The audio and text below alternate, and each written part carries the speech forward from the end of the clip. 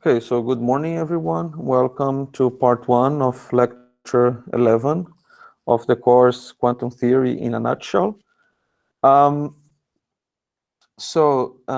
Last week we had a lot of discussions about the formalism behind quantum mechanics. So we started to find a mathematical framework to describe quantum states. And also, we learned that a quantum system will be described by a vector that lives in a Hilbert space, or, in this particular case that we are discussing, which is the polarization of light. This is just standard two-dimensional vector space. And we have seen that those states must be normalized. So if you take the norm of the vector that describes a quantum system, the norm of this vector must be 1. And moreover, we learned that if you want to make a measurement in quantum mechanics, then you don't need to get the same outcome all the time that you repeat the experiment, but rather you get some value with some probability. And we have learned how to compute this probability, which essentially corresponds to, if you want to take the probability of finding a photon with polarization B, given that it was prepared with polarization A, then the probability will be computed by taking this Dirac bracket and taking the absolute value and squaring that. So this is how you compute a probability in quantum mechanics. So you take the state that the quantum system is prepared, and then you act with the bra of the state that you want to measure the probability that the quantum system will evolve to, and then you take the absolute value and square it. This is the probability, okay? And, well, we have discussed how to obtain the quantum states that describe the circular polarization of a photon. So we have seen that by demanding that the probability of a photon to be detected with a linear polarization phi, given that it was prepared with this circular polarization, this must be fixed to half, because this is what you see experimentally. And with this information plus the normalization, we got 2 states which define circular polarization, one to the left and the other to the right. And those states, they are independent. So they are really 2 different states, and they describe the circular polarization. And then we moved to the last discussion of last week, which was how to define observables in quantum mechanics, okay? And I started with this very, basic fact in quantum mechanics that if you make a measurement in a given setup, then, and you want to measure a property of the system, a physical property of the system, let's say the energy of the system, or in this case that we are studying the polarization of a photon, then you can perform the same experiment with the same conditions. I'm talking too fast. It's just a recap, but I will slow down. Sorry. Sorry about that.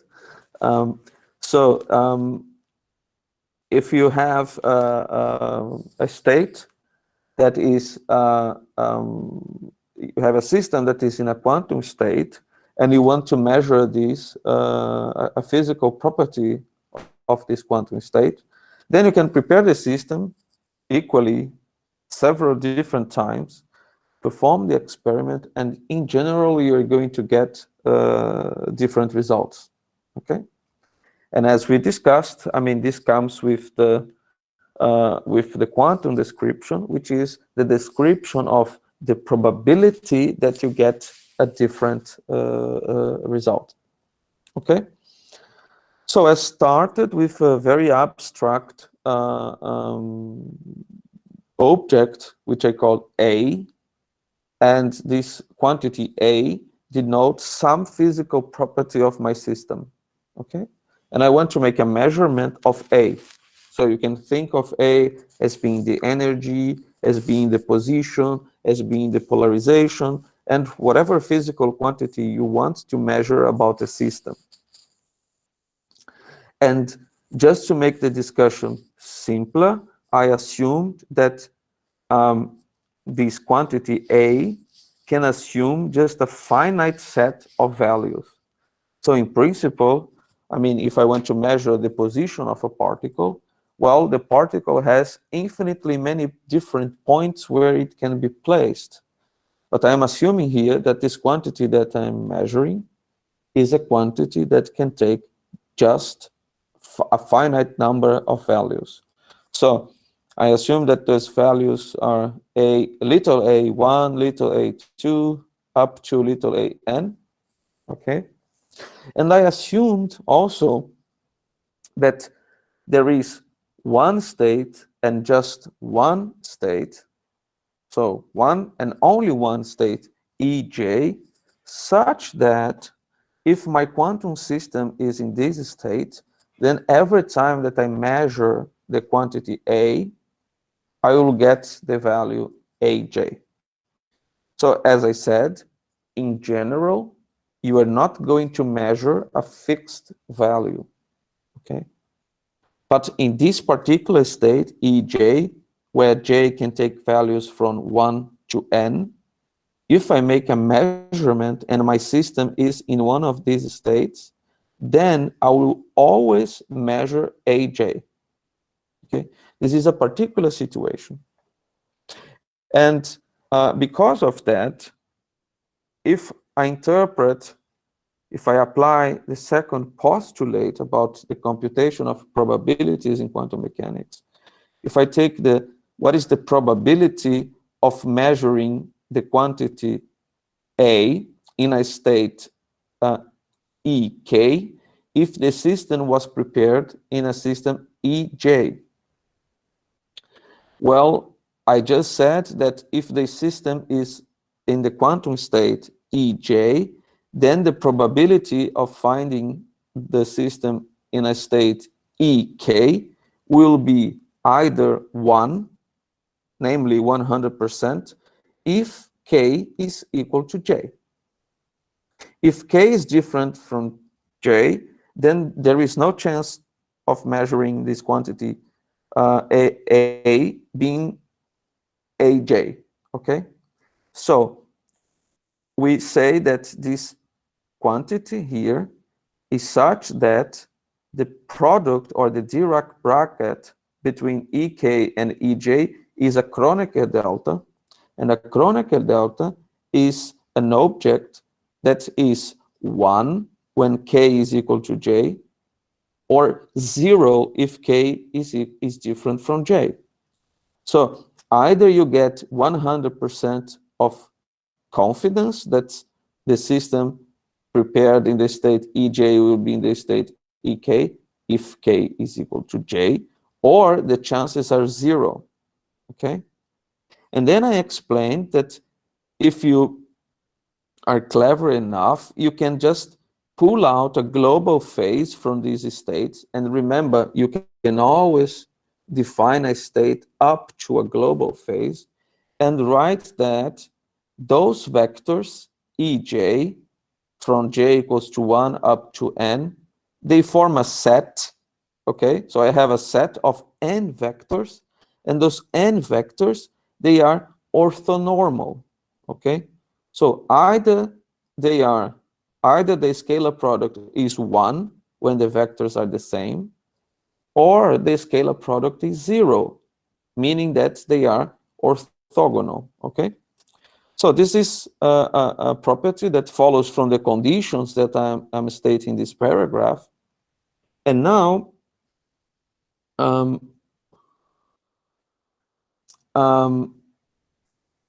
given that those states form an orthonormal basis, I can expand any vector that lives in the vector space spanned by these vectors as a linear combination of those vectors, okay? They are orthonormal, and therefore they form a basis in an n-dimensional space, okay? So since we are dealing with polarization vectors, we have two possibilities of values to measure. So all the quantities that you can write down, all the observables that you can write down, that just depend on the polarization of the photon, we take just two values, and therefore my basis will be formed by two vectors. Let me call it E1 and E2. So I'm saying that this observable that just depends on the polarization will have, after a measurement, two possible values, okay? So this was the discussion that we had, and then I started talking about expectation values. And let me continue on that now. So if I give you a polarization state U, and C, U is not necessarily E1 or E2, it's just a generic state of polarization. And I give you a quantity A that I want to measure. Okay, so this is an observable. Okay. Well, as we discussed, in general, A, when I measure A, I will not have a fixed value. So it is just true that A will have a fixed value if U is equal to the either E1 or E2. Okay. Typically, it will have, I mean, you do the measurement, you get a value, you do another measurement, you get another value, and then you do the measurement again, and so on. So you get different values, and they will alternate between two values. And you get one value with a given probability P1, and another value with a given probability P2. This is what you know, okay? So, by postulate 2, I know how to compute those probabilities, P1 and P2, okay? I just take the bra associated with E1 and multiply it by the ket U, take the absolute value and the square, and do the same with E2 in order to obtain P2. So I can compute P1 and P2 just by applying postulate 2, okay? So, and then I tried to explain to you last week how we interpret these probabilities, okay? Because when I say probability, you know that probability is something that assumes that you have a system and that you can measure something about the system in a large number of times after performing this measurement under the same conditions, okay? So if I have a ball and I want to throw this ball against a target, after a huge amount of trials, you can tell me what is the probability of hitting the target. But you see, if I just throw the ball once, you don't know what is the probability of hitting the target because you have too little information to have. In one trial, either I hit the target or I don't. So it's not a reasonable measurement of probability because a probability will measure the likelihood that I'll hit the target.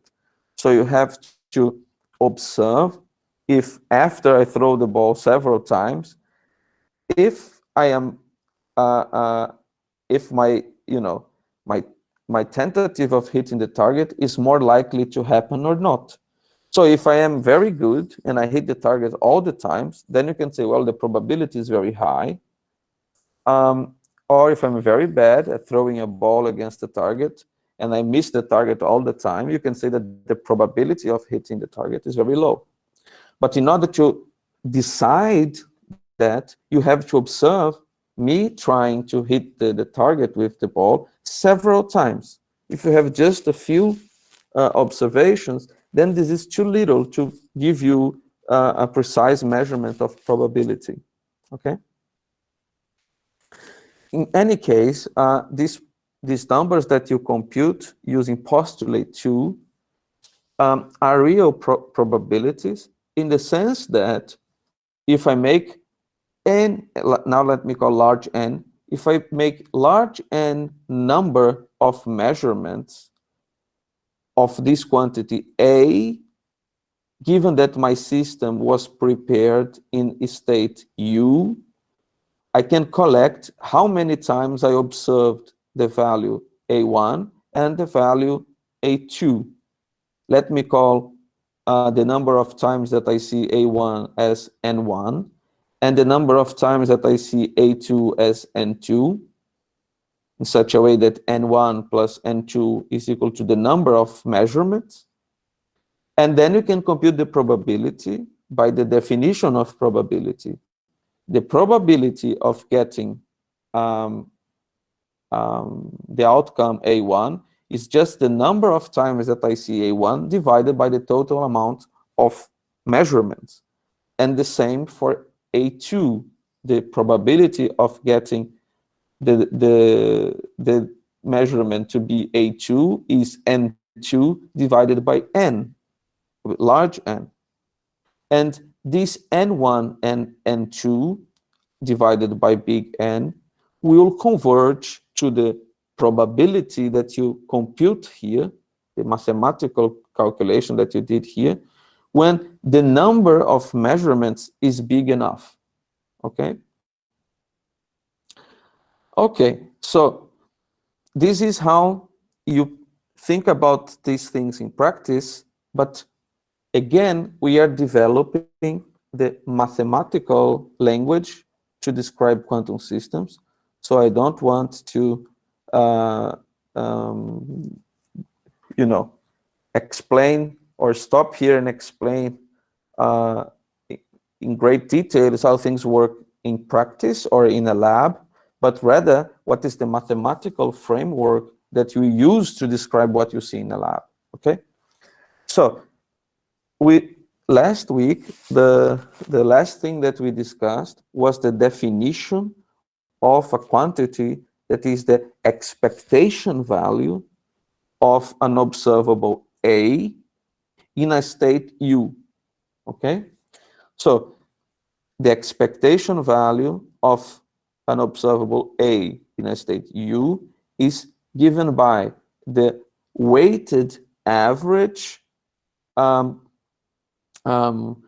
namely the product of the value A1 by the probability of getting that, which is P1, plus the probability of getting A2 times A2. So this quantity here is just as simple as a weighted average.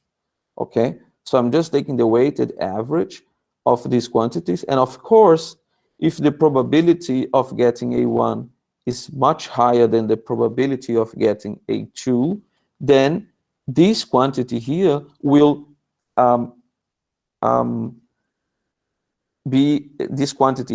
be somehow closer to the value A1 than the value A2. But you see that this quantity is not equal neither to A1 nor to A2. So the expectation value will not tell you what you're going to see on an experiment, okay? Because what you see in an experiment is either A1 or A2, okay?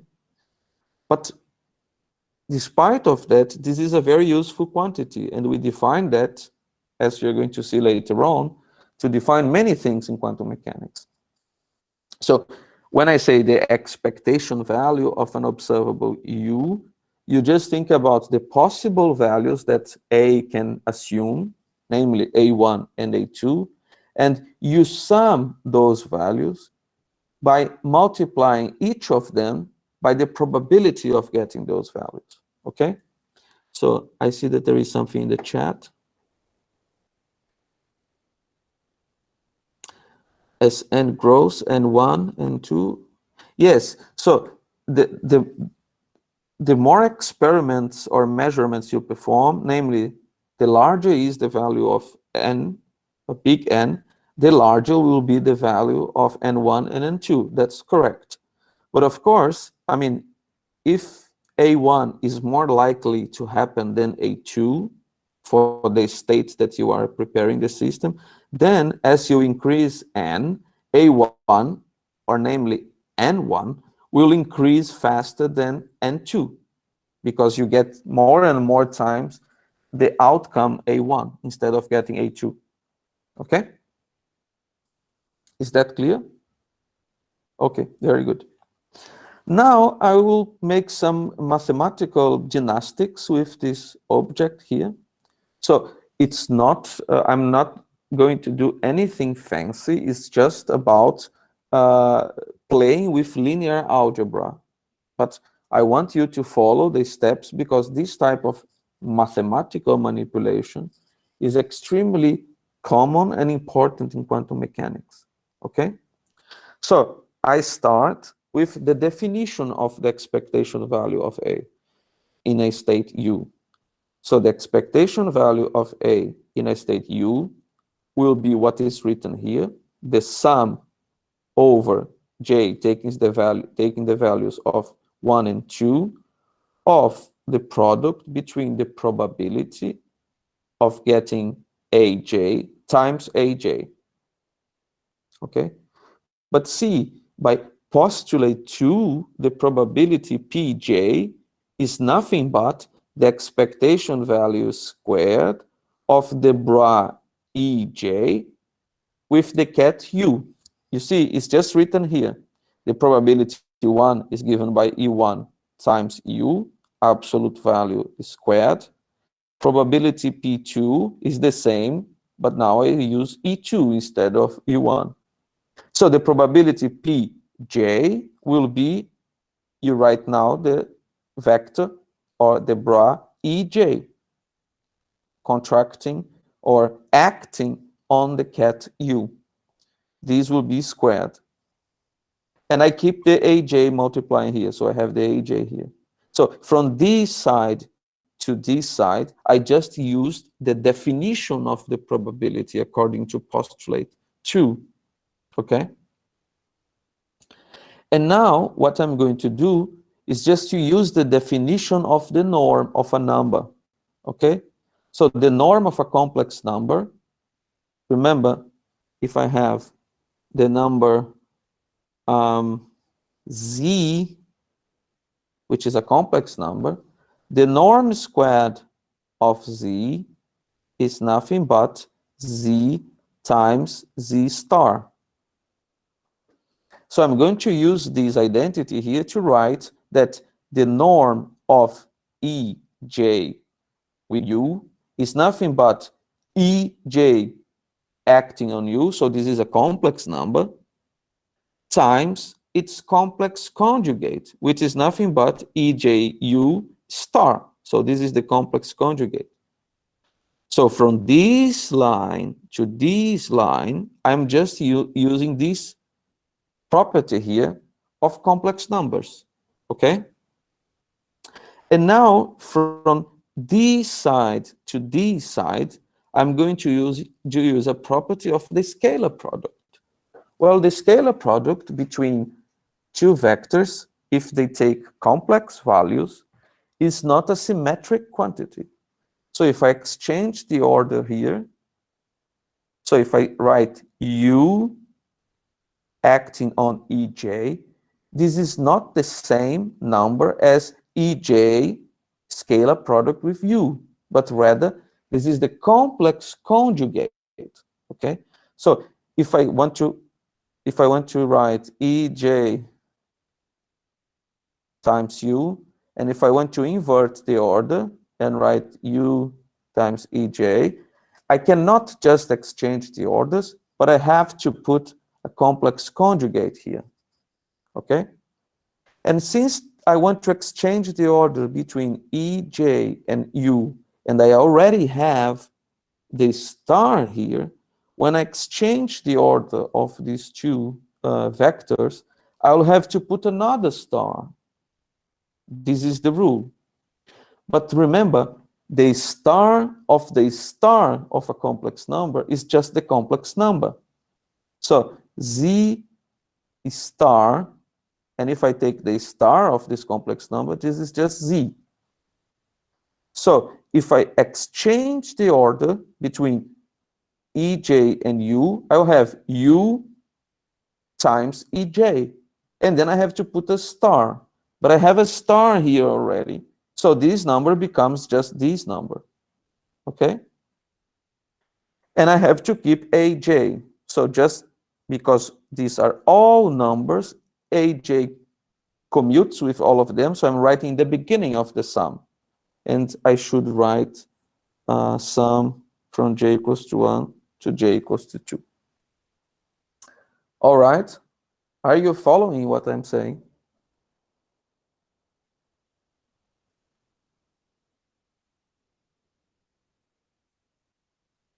Okay.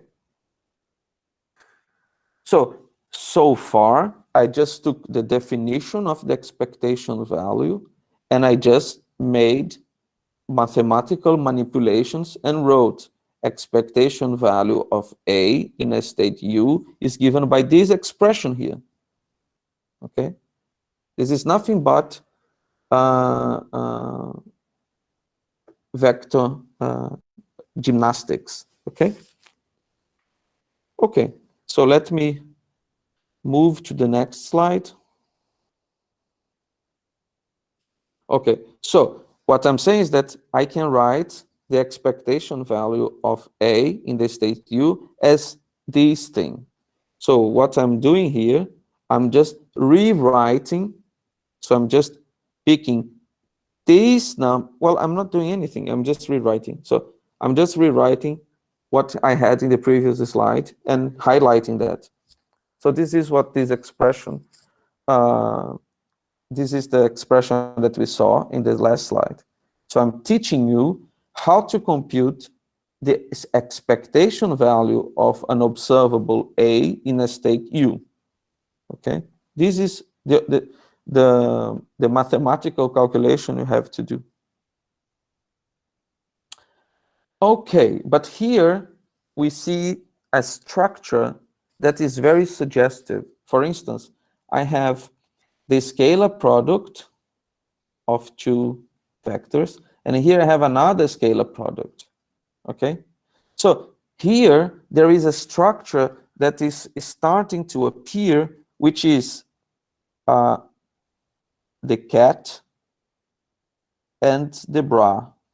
We are used to that, right? But now it's appeared this structure here in the middle, okay?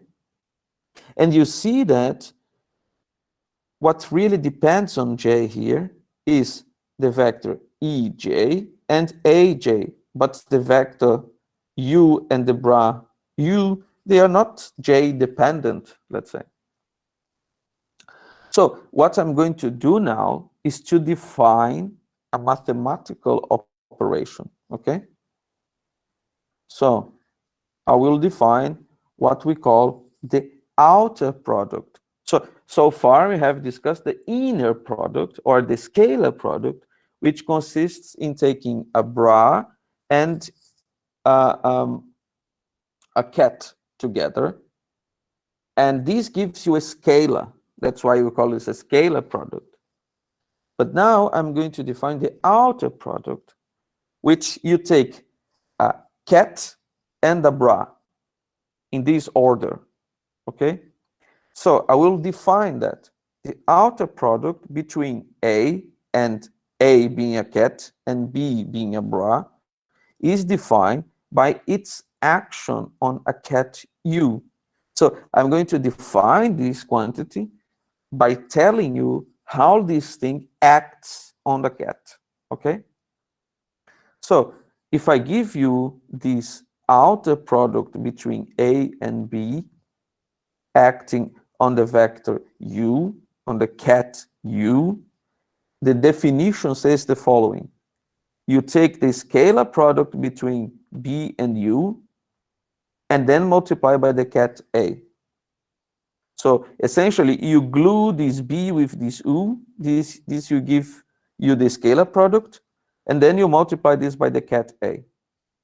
And now you see how convenient is the Dirac notation, because the Dirac notation, when you see this bra coming close to this cat, you have the almost intuition of gluing these two things in a scalar product. And that's why the Dirac notation is very useful.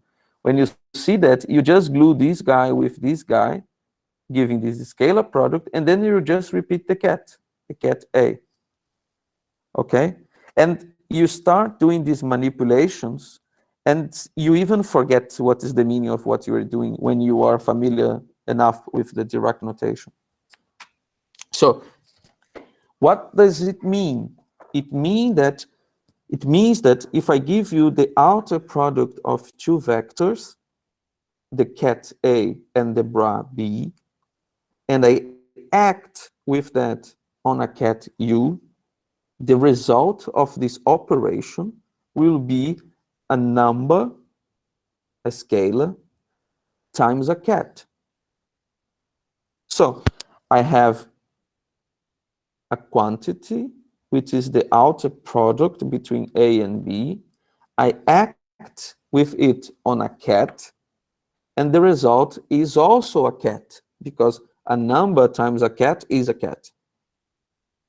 So if you think about operators, this is an operator, so this is something that acts on vectors, on cats, and gives back to you another cat. Okay?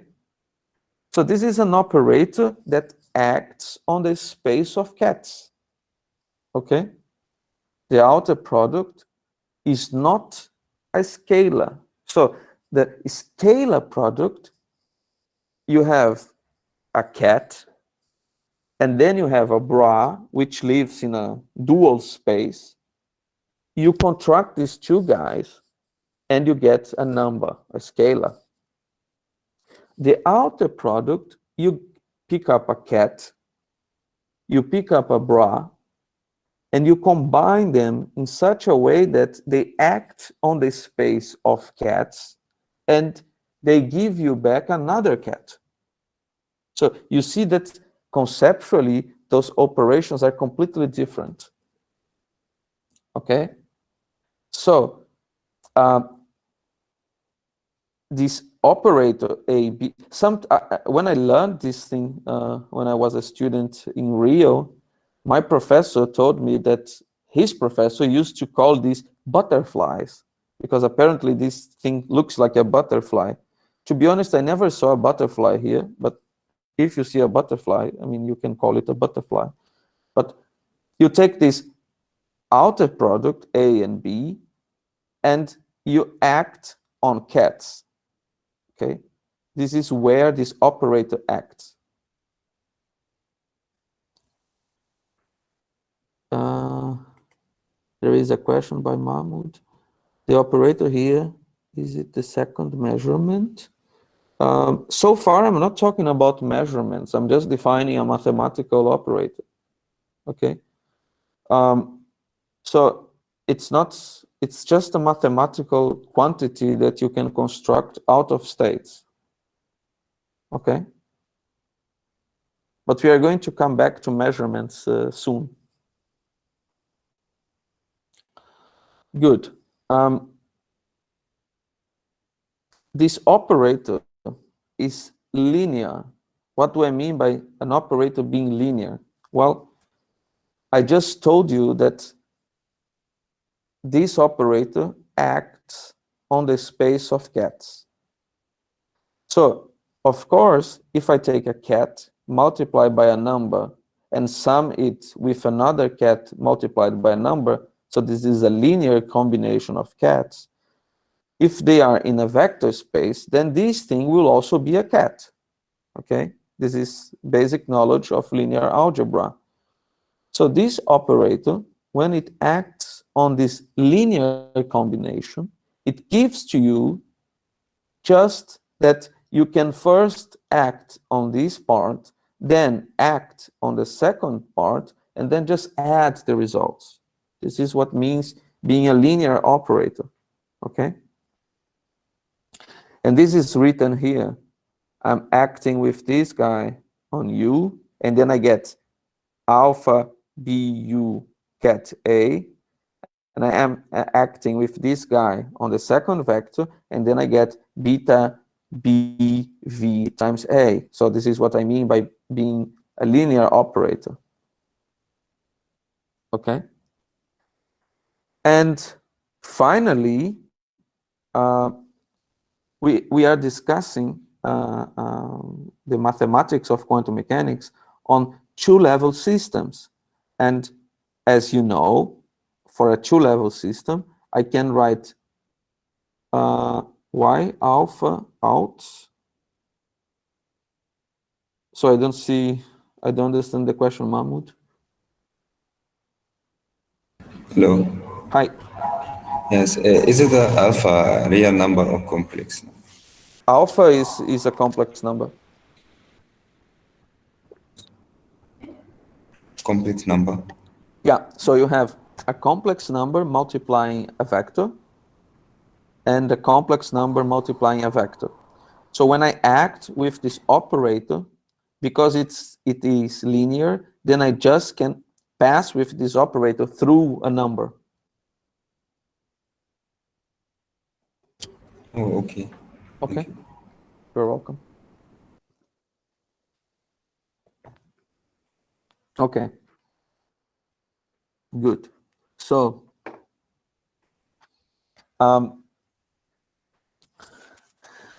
as we have seen during last week, a cat for a two-level system is represented by a two entries vector, which is a column vector.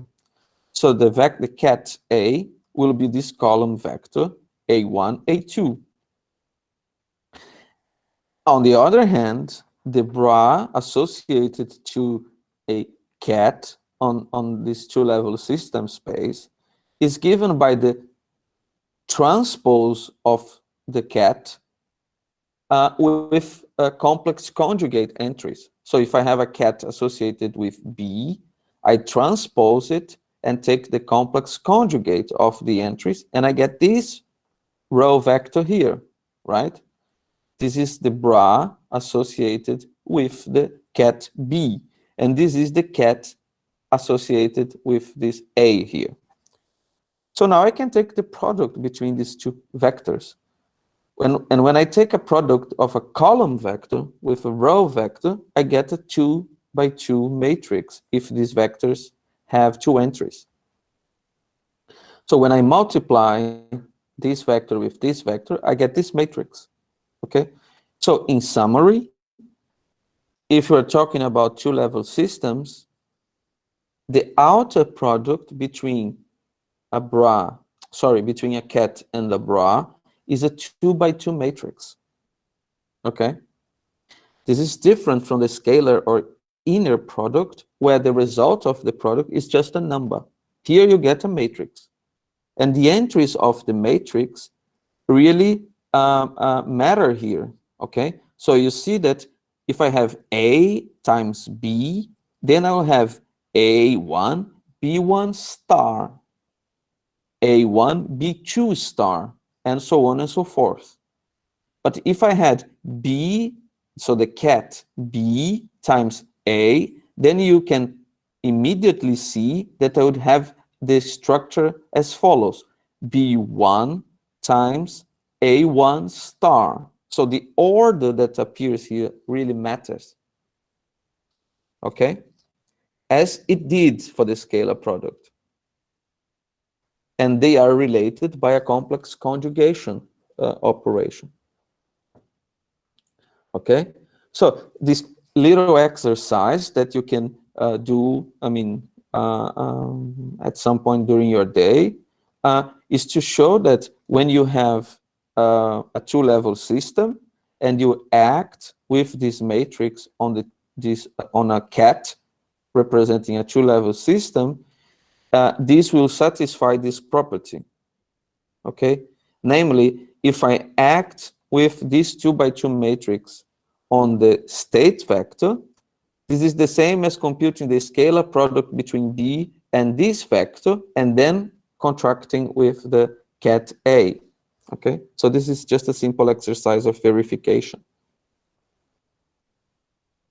Okay, so now, I was discussing the expectation value of A, and then I interrupted the discussion to make this definition, then the exercise, and now I want to come back to this very definition of the expectation value. So you see that the expectation value is something that I can read more or less as follows. There is a vector, a bra, U, and then there is E times E. But you see that E times E appears as an outer product, okay? So I have a cat E and a bra E. And then I have the vector U now in a cat representation, okay? So I'm going to write the expectation value of U in the state, the expectation value of A in the state U as follows. I'm going to define that as being the bra U acting on an operator. So that's why I put this hat here. This hat is to denote that A is not a number, is as an operator, okay? Times U, the cat U. But this thing here must be equal to the thing that I wrote before. I'm not inventing something new, okay? So what is the form of this operator A hat? The form of this operator A hat is given by this expression here. So if I write that A hat is the sum of AJ times another operator pi j, with pi j being the outer product between EJ and EJ, then if I replace this quantity, now pay attention to what I'm going to say. If I replace this quantity in here, okay, and I replace this A hat in here, I claim you are going to recover this quantity. Okay? So what I'm saying is that the expectation value of the observable A in the state U corresponds to take the bra and the cat associated to U. Then in the middle, you put an operator A hat, which has this form. Okay? And this form is nothing but the values AJ, namely the possible values that you're going to measure, times this operator, which is associated with the vectors that will give to you the result AJ. Okay? I understand that all of this is complicated when you learn for the first time, but I have to tell you that from here until here, I just did very simple linear algebra manipulations. So as soon as you try to reproduce what is written here and try to, make the manipulations yourself, you're going to get to this result here as being equal to this result. Okay? So, okay. Before I move on, let me just explain to you how you can verify that this guy here is actually the same thing as this guy here. Well, let's write explicitly the form of this expression here.